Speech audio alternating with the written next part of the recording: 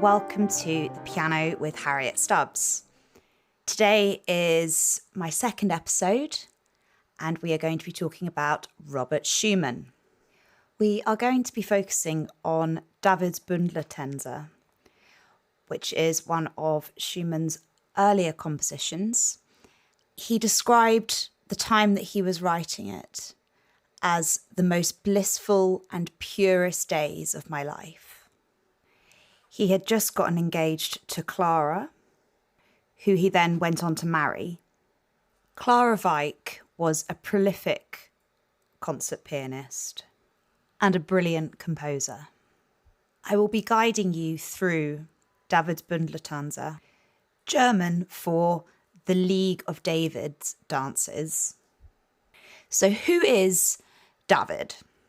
He is in fact the David of the story of David and Goliath, where David won against the Philistines and became king dancing to a harp. And so he comes to be one of the ghosts behind this composition.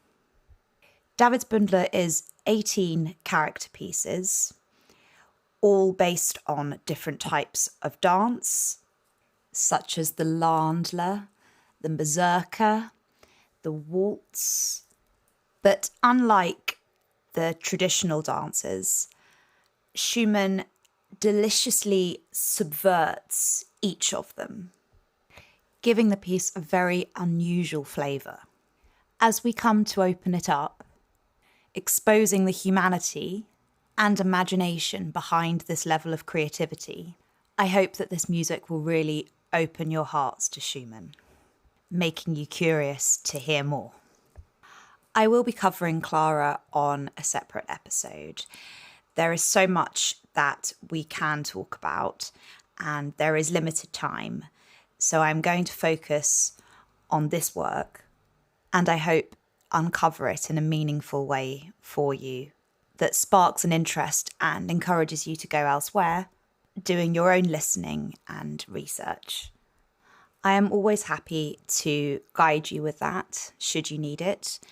Please do reach out to me with any questions that you might have.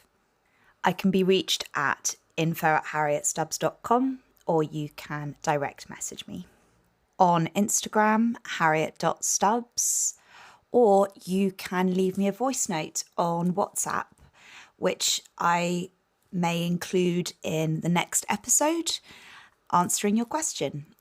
That number is +1 646 520 7368. I'd be delighted to hear from you. So how does David relate to this composition? Schumann dedicated the name David to his band of friends, calling them the League of David. Some of these friends are figments of his imagination, some manifestations of his personality, and some who we may have heard of today. I hesitate to distinguish between fictional and non-fictional in these characters, because I am a Blake lover and so believe that all that can be imagined is real because it has been imagined. All of the League of David are alive and live through this music that we are still playing today, nearly 200 years later. So we are in the 19th century. Around Schumann's time, he had Frédéric Chopin, Franz Liszt, Felix and Fanny Mendelssohn, Richard Wagner, and coming out of the tradition of Beethoven and Schubert, who transitioned the classical to the Romantic period, pianistically and across all of their repertoire. The 19th century really was the century of the piano. Before the television, the piano was the centerpiece of the living room. It was not only an accomplished skill, but also a way of bringing people together. Music is still vital in that way. And the more that we can do to keep it alive, the better we are to each other and to ourselves. Another aspect of the 19th century mentality post-French Revolution was movements into nationalism and an appreciation for enlightenment through a multitude of practices. Goethe, Byron, Schiller, Blake, the great mathematicians of the time, the great scientists, worked with musicians. This all-encompassing way of approaching art can really be heard in the quality of composition, as well as informing us somewhat on David's Bündler-Tanzer. It was actually dedicated to Goethe's son, who was a student of Mendelssohn.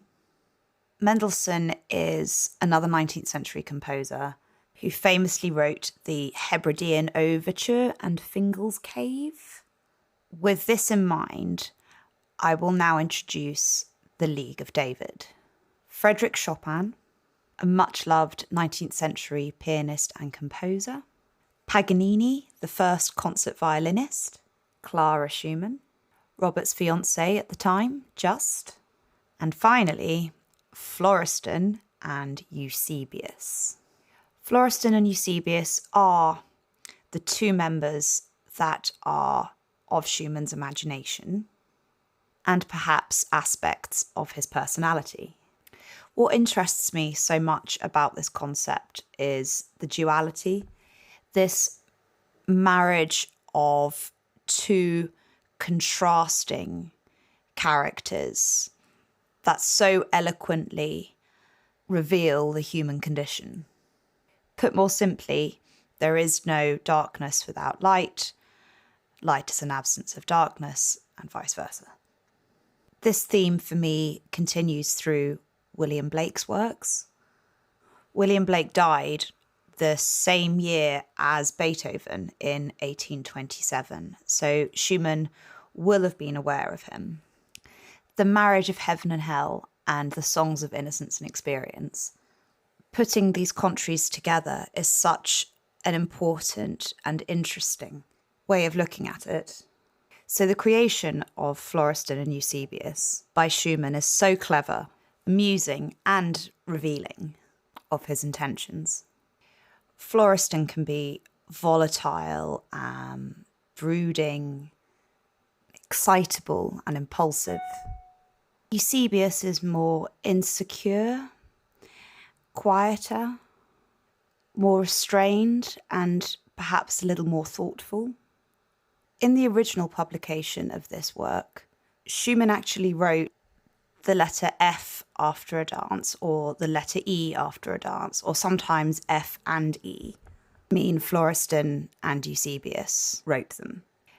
As much as this was a beautiful and exhilarating moment in Schumann's life, it was not lost on him that it would be a turbulent time when Clara's father found out about the engagement. Frederick Wieck knew Schumann as he taught him the piano. Clara already had a huge career at the time, having been a child prodigy. She'd already composed her piano concerto, and a marriage to Robert was not what Frederick had in mind for his daughter. Robert wrote to Clara at the time, "The dances contain many thoughts of our wedding.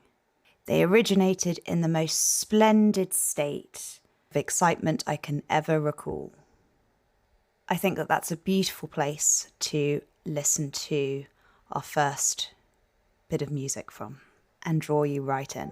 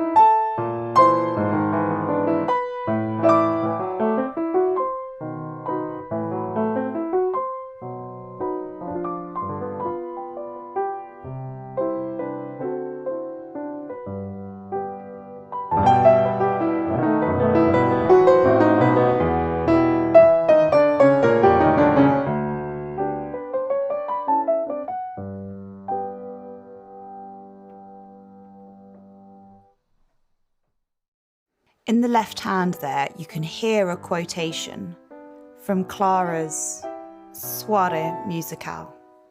Robert deliberately matched the opus number of this piece to Clara's. There are other little similarities between them throughout, like the constant 2 against 3. That motif in the left hand then develops and becomes the melody. Some of the dances are the same kinds of dances, so both have mazurkas in them, for example. Davidsbündler is 2 books of 9 dances, making 18 total.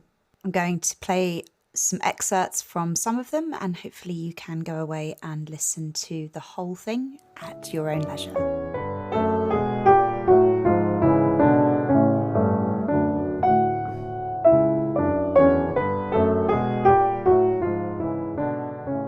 So why did Schumann create this band, this League of David? Schumann believed that the poetry of art needed to be its rightful place, that we needed no longer to be looking back, but to be looking forward. The struggle too for Schumann between his potential career in law and going into music. Both Robert and Clara's Opus 6s have contrapuntal elements in both. Contrapuntal basically means chattiness in music between parts, dialogue, with the added lilt of the 2 against 3. Those inner voices can be heard in such a magical way. The second piece is a Landler, which I am going to play for you now.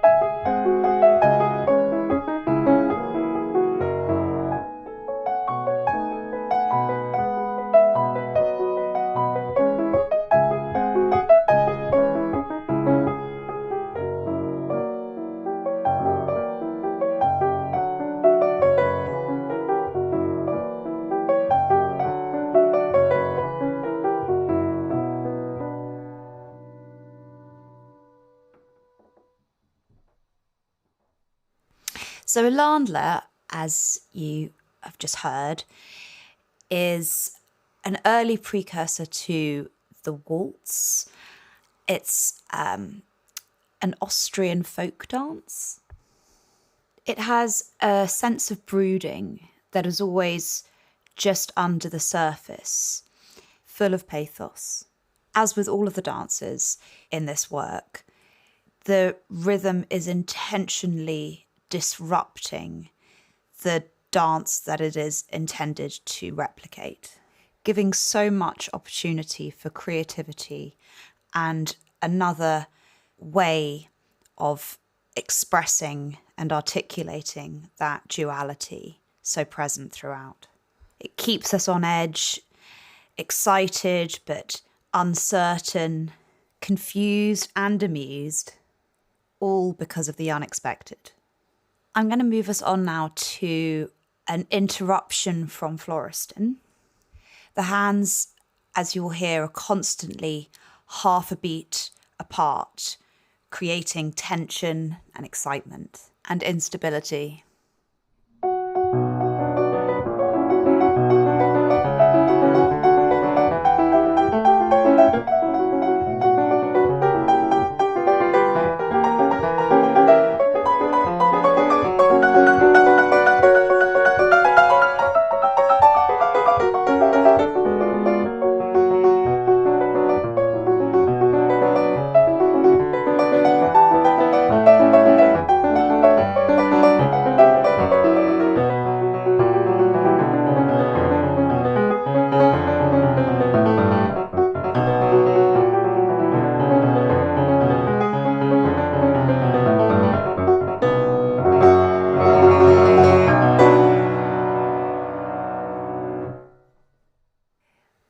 is some of the tarantella playing there. This very driven triplets of 3 against 6 in D minor, which will come back in the second book. It is juxtaposed against 2 and 5, creating that marriage of contraries, creating unrest, excitement and drive, where you can hear that juxtaposition of rhythm again, that D minor and how it's developed.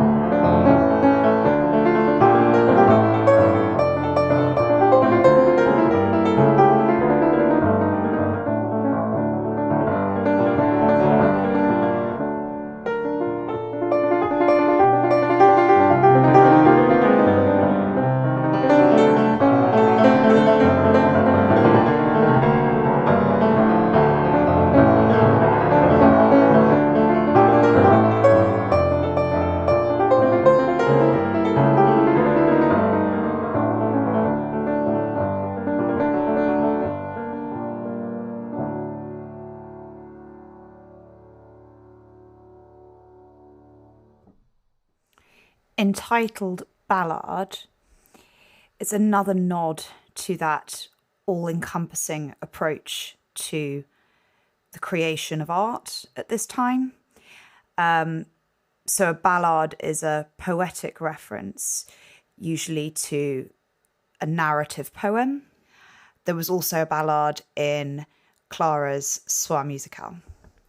Chopin famously wrote 4 ballads. And whilst this is a ballad as a smaller piece within a larger whole, it is still a nod to redefining the musical landscape during the 19th century with these romantic ideals. Interesting too that Robert chose 18 pieces, a multiple of 6, and Clara's opus 6 was 6, and they are both opus 6s intentionally, even though chronologically it would have been a later opus number, David's Blundertons, but because he wanted to match Clara's, he made it opus 6.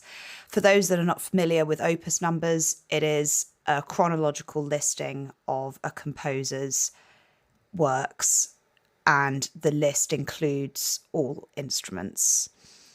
So opus 5 could be for a completely different instrument, and opus 7 will be something else, and it just is about where in their compositional journey this piece sits. This piece is considered to be Robert's engagement present to Clara.